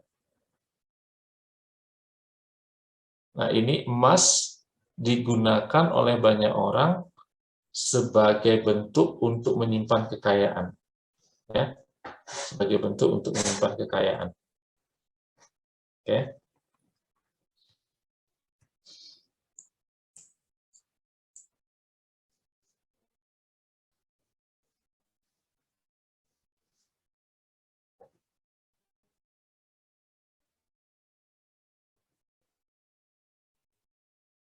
Tadi yang saya katakan, storage of wealth ya, sebagai alat untuk menyimpan kekayaan. Ini ya. Oke. Ya, ini sekedar menunjukkan kepada saudara saja ya alat-alat tukar yang digunakan. Oke, sehingga karena ini menggunakan emas, disebut mereka menggunakan standar emas, gold standard di sini. 1875, 1914. Oke, sekali lagi ini cerita tentang sejarah ya. Jadi, cukup membosankan lah ini. Tapi saudara perlu tahu riwayat sedikit. Oke, kemudian interwar period ya. Periode antar perang. Perang dunia antara Perang Dunia I dan Perang Dunia II. Oke.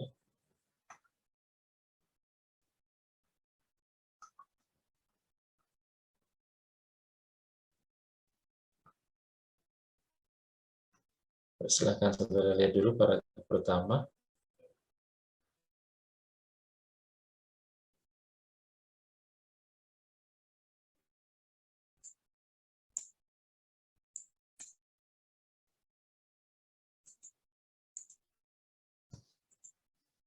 Kalau saya mau mudahnya, saudara baca sendiri aja. Karena ini tentang sejarah.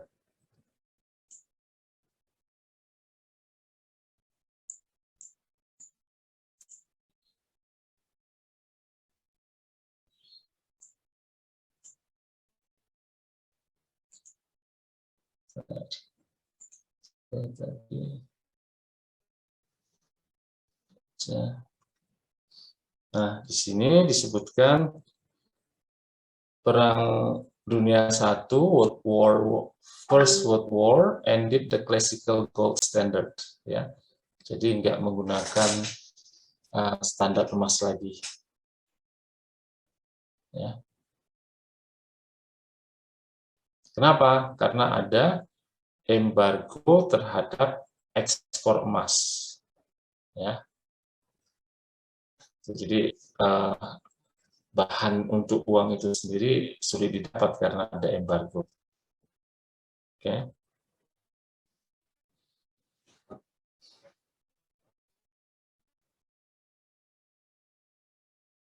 Nah, lantas apa yang digunakan di dalam periode antar perang ini?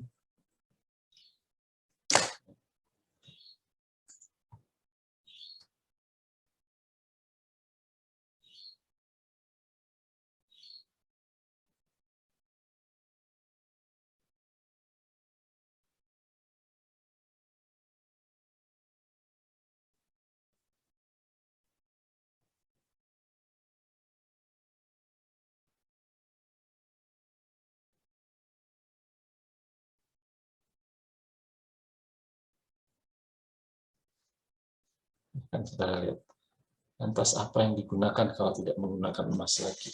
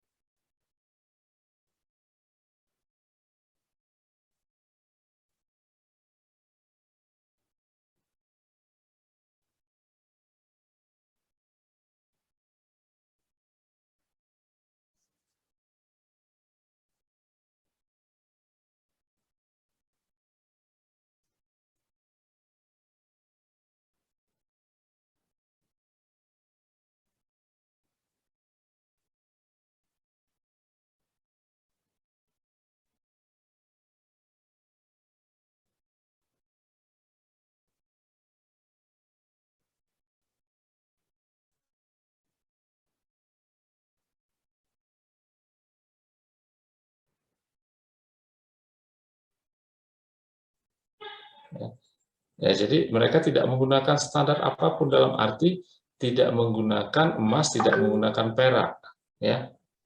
Jadi tidak ada tolok ukur yang bisa digunakan untuk menentukan nilai tukar. Nah, oleh karena itulah nilai tukar untuk antar negara-negara yang ada di situ, Jerman, Austria, Hungary, Poland, dan Rusia itu mengalami fluktuasi yang luar biasa. Ya. Nah, kemudian ada upaya ingin mengembalikan emas itu sebagai standar, ya, karena ada masalah yang luar biasa di sini, fluktuasi yang luar biasa, kemudian mereka ingin mengembalikan emas itu sebagai standar, ya. Jadi pada periode antar Perang Dunia I dan Dunia II ini ya, tidak ada standar yang digunakan ya untuk menentukan nilai uang ya. Oke, berikutnya yang terakhir yang digunakan, yang kedua terakhir ada Bretton Woods System dari 1945 sampai 1972 ya, setelah Perang Dunia Kedua ya. Ada Bretton Woods System. Nah, apa itu Bretton Woods System? Ini ada pertemuan di tahun 1944 ya, yang melibatkan 44 negara. Oke.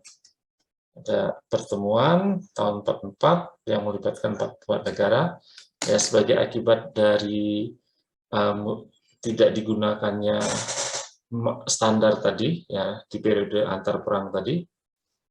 Ya, mereka bertemu di Bretton Woods ya. Ini makanya disebut sebagai Bretton Woods System. Oke, di New Hampshire. Ya. Nah, apa tujuan dari pertemuan itu ya? Untuk merancang sistem moneter pasca perang. Ya.